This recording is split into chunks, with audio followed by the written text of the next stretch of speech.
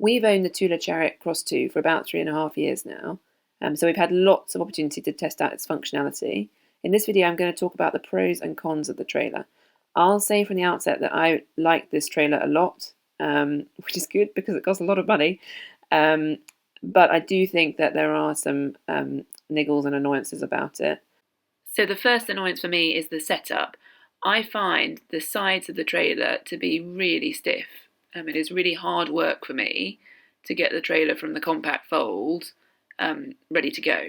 So I have to push each side up a little bit in turn and then a little bit more until I'm finally able to click the two sides into place so that the green light shows and I know we're ready to go.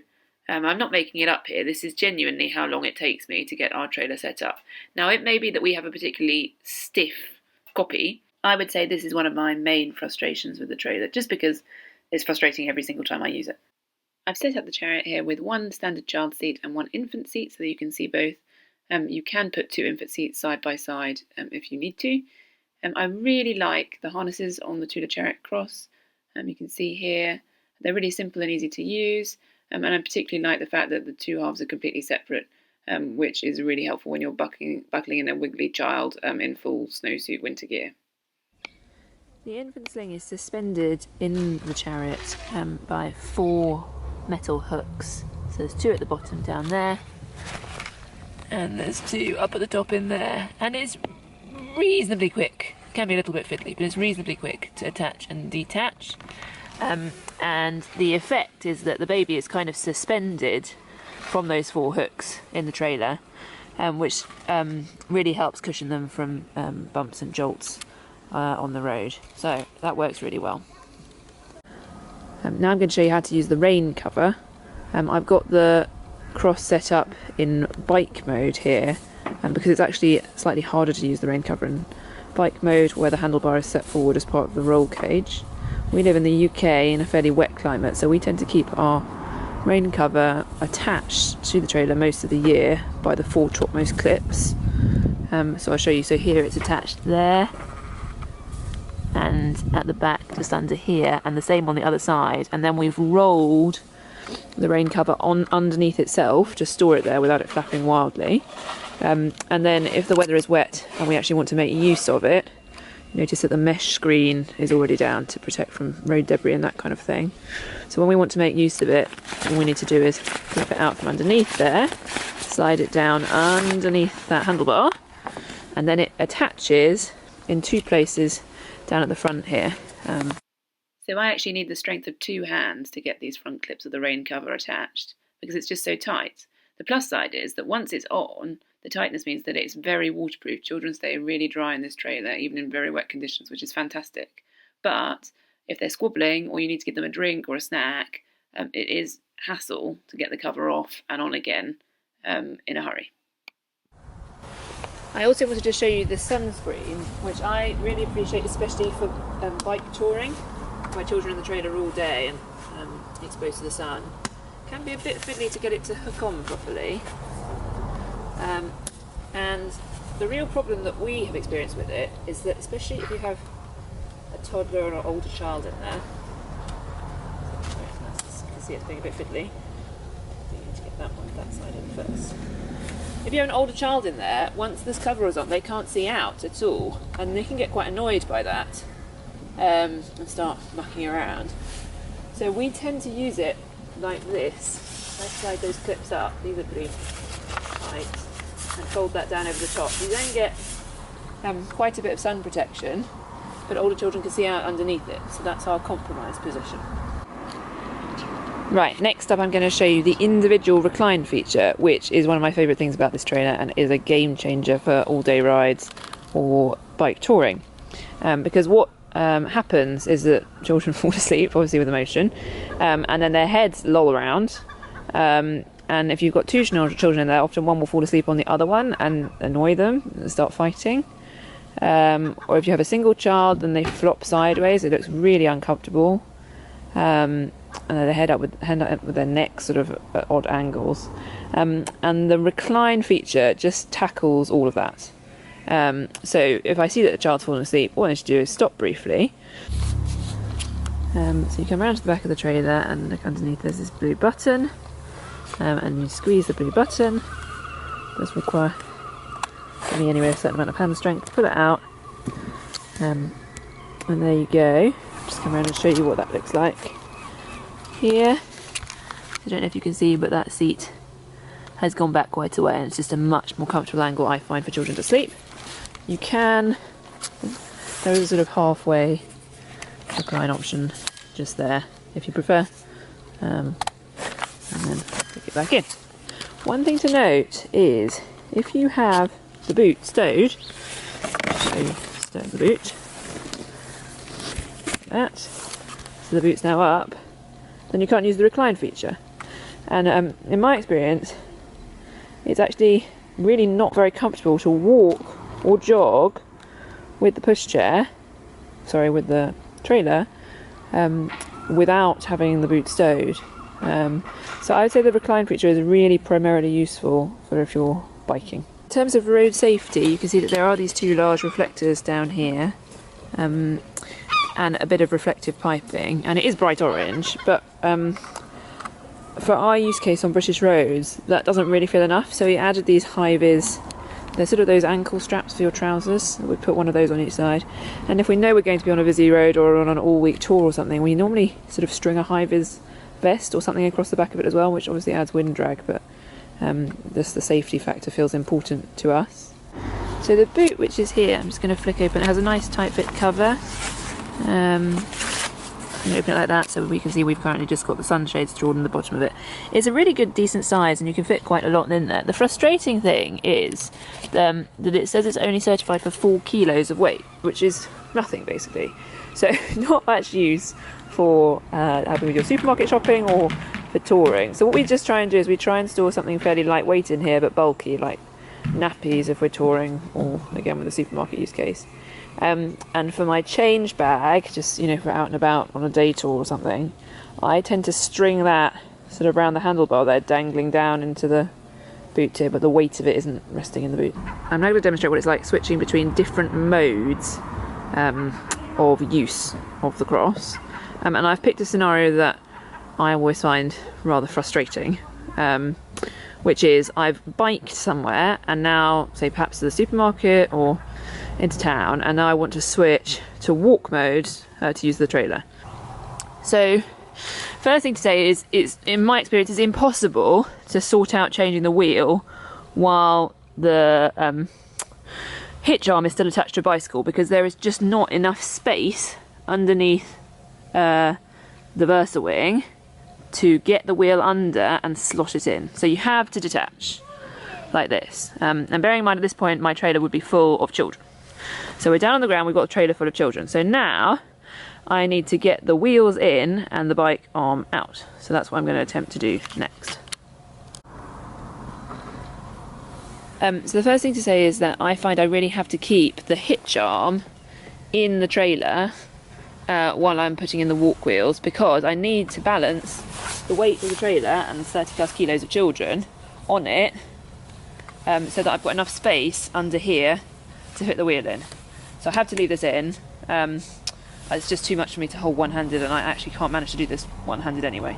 So I've got that balanced on my knee with all the children. I open the Versa wing clip, take out the wheel, and then sort of fumble around underneath trying to find the hole. Right, got the hole. Slot the wheel in, it's all the way in, and then click it in. Okay, so then I'm going to go round and put in the other wheel.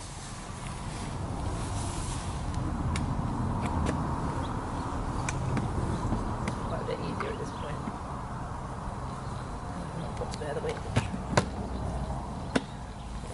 Don't lose the trailer actually. Right, I then come back round, open this again, and take out the clip. And I have to be quite careful here to make sure that this wheel stays in while I do that, and that it's clipped in securely.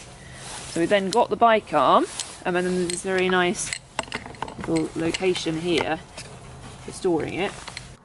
And so having stowed it, I then tend to attach the two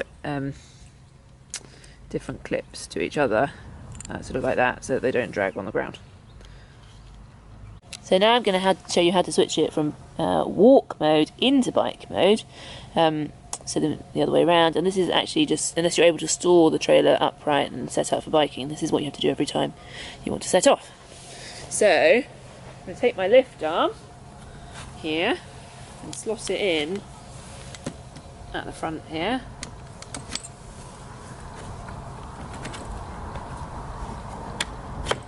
Pick it with the bursa wing. Then we've got to come round and take the wheels out.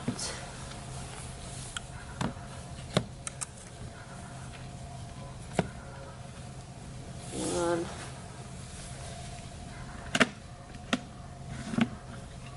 Two. Now, it's kind of weird saying at this point, if you're at home, well, it's fine, isn't it? You're quite relaxed and you can do this with everything empty. But if you're out and about and you're the sole adult, probably you're going to have your children, especially if they're a younger end, already strapped into the trailer so that they're safe and you can concentrate on sorting this out. So you've got the full weight of the children in the trailer potentially at this point.